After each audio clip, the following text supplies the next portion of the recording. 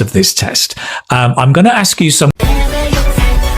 In the first part of this test, I'm going to ask you some questions about yourself. Let's talk first of all about your hometown. Tell me about the town where you live. Well, it's a scenic and peaceful little town located in a mountainous area in southern China. And what do you like about your hometown? I love the vibe there. It's pretty chilled and laid back. Whenever I feel stressed out from school, I would just get into the woods and find my inner peace again. It's definitely my healing retreat. Okay, so now I'm going to go on and ask you some questions about sports, okay? Are you a fan of any sports teams? Yeah, I'm rooting for the Cantonese team in CBA. It has won the championship for like 11 times and it has cultivated many talents for the national team. They didn't win the cup this year though, because they didn't stay in the zone. But I guess they will make a comeback next year. What kind of sports do you like? Honestly, I'm not really the sporty type. But if someone invites me to play badminton, I just don't say no because I enjoy playing badminton. It requires a lot of back and forth and you need to be quick on your feet. That's why it's so entertaining. And how often do you play sports? I must confess, although I used to play badminton weekly, I just don't get round to it nowadays. After working all day on my thesis, I prefer to slump down in front of the telly and binge watch some TV series. I guess I've become sort of a couch potato. Do you watch sports matches on TV? Yes, I do. However, I prefer watching sports games live because, you know, the lively energy of the crowd is so infectious. I can cheer my favorite team on and I can interact with other fans. Okay, so now I'm going to move on to part 2. I'm going to give you a topic and I'd like you to talk about it for 1 to 2 minutes. I'd like you to describe a time when you forgot something important. So you have a minute to prepare. I wouldn't describe myself as a forgetful person, but last year I forgot my computer charger. Yeah, I know, in the grand scheme of things, it is a major thing like forgetting your ID card, but losing battery is a total nightmare for someone who needs to use a computer desperately. I was traveling back to my hometown and I had left my packing to the last minute because I was snowed under with work at the time. So I was rushing to pack a couple of hours before I set off. My charger is always plugged in and I didn't think about it until several hours later when I arrived home and went to recharge my battery because it was on 1%. I went through all of my bags and then I realized how stupid I was. I forgot to bring it with me. None of the shops in town sold this kind of charger, so I couldn't get another one. I ordered it online and it would take days to arrive, but I had promised my supervisor that I would send her an email about my paper, and I couldn't do it. I was panicking a lot and felt like having butterflies in my stomach during that time.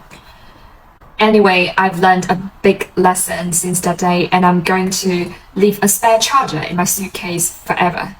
Okay, can I take back the task card? Thank you very much. The pencil and paper. Before we move on to the next part, let me stray off the test and tell you that these highlighted phrases are actually some idiomatic chunks that can raise your score in terms of lexical resources. So what exactly is a chunk and why do we need to use it? Chunk C-H-U-N-K 到底是什么呢？看一下屏幕上这9个字母，你会用什么方法去记住它们的排列顺序呢？其实我们可以把9个字母分成3组 VOA Voice of America FIR 飞儿乐队 WTF What the No It's actually Welcome to Facebook 那么像刚刚我们这样的分组呢，就是唱话输入，就是把句子拆分成有益的模块来向大脑输入信息。因为大脑的短期记忆能力有限，通常只能记住4串东西。如果不通过 chunk 的话，刚刚字母就会占到9个内存，大脑很容易死机。Pause in cheese pie. It teaches multiple skills like memorizing and using Welcome to Facebook。那么像 chunk 的话，刚刚字母就会占到9个内存，大脑很容易死机。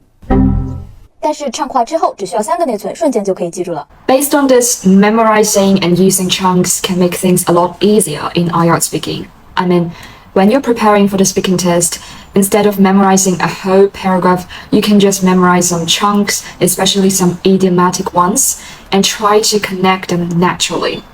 If you want more tips for English speaking, you can sign up for this pretty short course in Cheese Pie. It teaches multiple skills like 辅元连读、叠音、诗报、同话, which sound complicated, but they're actually common in English pronunciation. Plus, it also updates free listening materials every morning and evening, which can be used for shadowing. Okay, so we've been talking about a time when you forgot something important. I'd like to go on now and ask you some questions related to that. Let's talk first of all about people forgetting. Why do people forget things? I guess that has something to do with age. You know, as people age, they tend to forget things very easily. That is, they can't remember where they keep their car keys or wallet, or some even forget their appointment schedule. And then people lose track of things because they have so many things on their plate, but they have a limited attention span. So they may be absorbed in one activity, and then other things just slip from their memory. And how can we avoid forgetting things? Just keep a daily to-do list. Keep a small notepad where you can write down tasks that need to be done.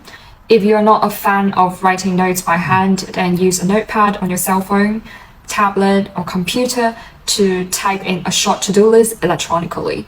Plus, when we have so much going on, we can consider simplifying what to focus on. Many people take up responsibility that they don't really care about. If you clear those things from your life, you will have more space in your mind and you can remember things that you actually value. Let's talk a bit about technology now. Do you agree that technology actually helps us remember things better? Certainly, yes. I believe stuff like a reminder application has become a reliable way to memorize or remember things like important dates or events, especially for those people who are simply forgetful. But that being said, I believe people these days have lost faith in themselves. I mean, they don't trust their memory to remember things. They allow themselves to be enslaved by these modern technologies, even in remembering simple things such as anniversaries or birthdays. Okay, that's great. That's the end of the speaking test. Thank you very much.